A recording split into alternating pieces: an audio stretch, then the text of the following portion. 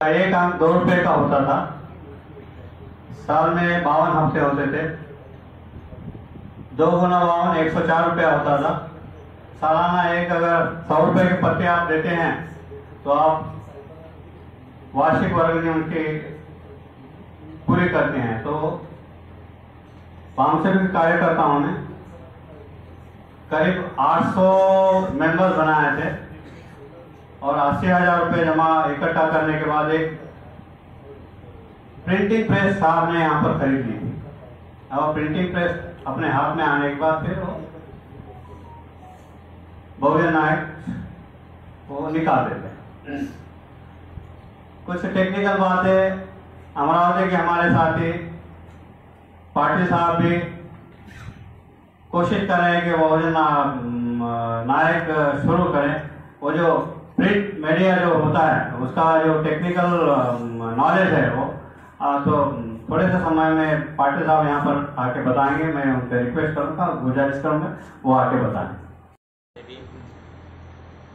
पक्षाला जशी पंखाची गरज असते तशी कोणत्याही चळवळीला वृत्तपत्राची गरज असते हे बाबासाहेबांनी सांगितलं आहे।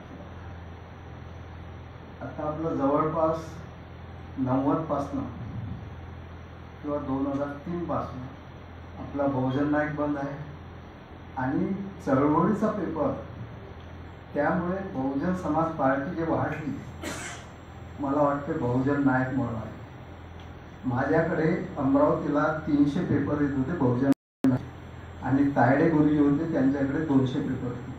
तर असे आम्ही अमरावतीत 500 पेपर वाटायचे आणि वाटायचंच नाही तर आम्ही प्रत्येक खेड्यापाड्यात घेऊन जायचे। तर तो पेपर हप्ताभर लोक वाचत होते आणि त्याच्यातून बरेचसे कार्यकर्ते तयार झाले। म्हणून आज मला वाटते की आपल्या चळवळीला वृत्तपत्राची अत्यंत गरज आहे। प्रिंट मीडिया आला ठीक आहे, प्रिंट मीडिया कुठपर्यंत जातो हा जे सुशिक्षित लोक मोबाईल वापरतात त्यांच्यापर्यंत, पण खेड्यातले जे आमचे ग्रामीण लोक आहेत त्यांच्यापर्यंत काय झालं तुमचं? तर ग्रामीण लोक आपल्या बहुजन नायक पासून तयार झाले होते। म्हणून मला मी 5 वर्षापासून विचार करत आहोत सुरू करायचं पेपर अमरावतीतून, कारण माझी 80 पासून प्रेस आहे अमरावतीला सुबोध ऑफसेट म्हणून। तर त्या प्रेसवर मी पहिलं अण्णाभाऊ साठे मत काढत होतो। आमचे व्यंकटेश आक्रम होते साहेब आर्वीचे, त्यांचा जंगो रायता पेपर माझ्या इथून निघत होता। तर त्या पेपरपासून मी पाहिलं, मी ॲग्रिकल्चर डिपार्टमेंटमध्ये होतो, तर त्या जंगो रायतामुळं मला 3 कृषी अधिकारी भेटले होते बहुजन नायक म्हणजे बहुजन समाज पार्टीसाठी आणि बामसेटसाठी मदत करणार त्या जंगो पेपरमुळे। अण्णाभाऊ साठे मत त्या नंदाताई कायवाडे आणि प्रभाकर गंभीर हे काढत होते, ते माझ्या प्रेसमधून निघत होता। तो मीडिया आमच्या मातन समाजात बरेच ठिकाणी गेला, त्यापासून कार्यकर्ते तयार। तर म्हणून कोणत्याही चळवळीला वृत्तपत्राची गरज आहे हे मला पक्क आठवते आणि आजही गरज आहे, कारण ग्रामीण भागात आपला काहीच जात नाही। कारण बहुजन समाज पार्टी वाढवायची असेल तर ती गोष्ट अत्यंत आवश्यक आहे। 2003ला आम्हाला जे वोटिंग भेटलं, अमरावती जिल्ह्यात 4 विधानसभेत आम्ही सेकंडवर होतो, कारण आमचा पेपर जात होता।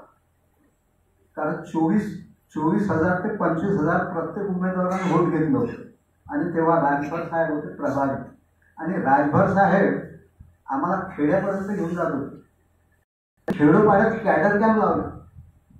तर आज तशी परिस्थिती मला दिसत नाही की खेड्यापाड्यावर फार कमी आहे, कारण खेड्यापाड्यावर जर गेलं तर लोक तयार आहेत पण आमचे कार्यकर्ते पोहोचत नाही।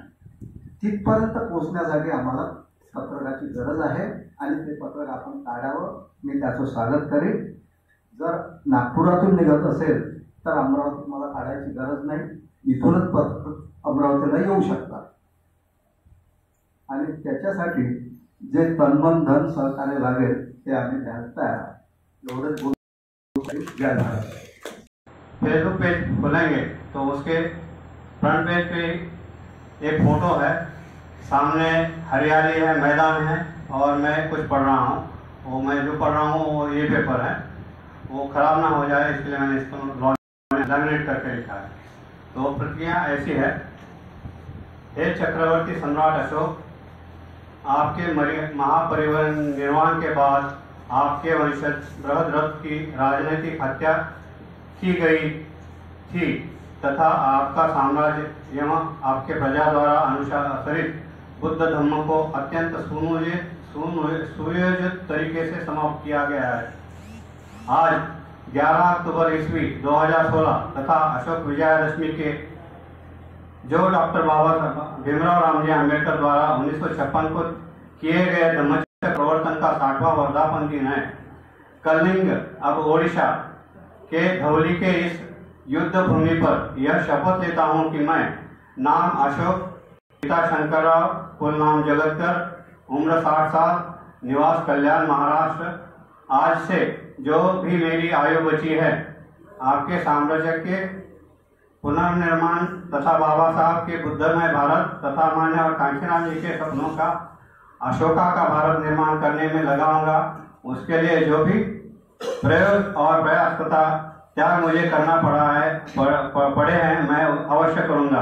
आपका नामधारक अशोक, धवली, भुवनेश्वर, उड़ीसा, 11 अक्टूबर 2016।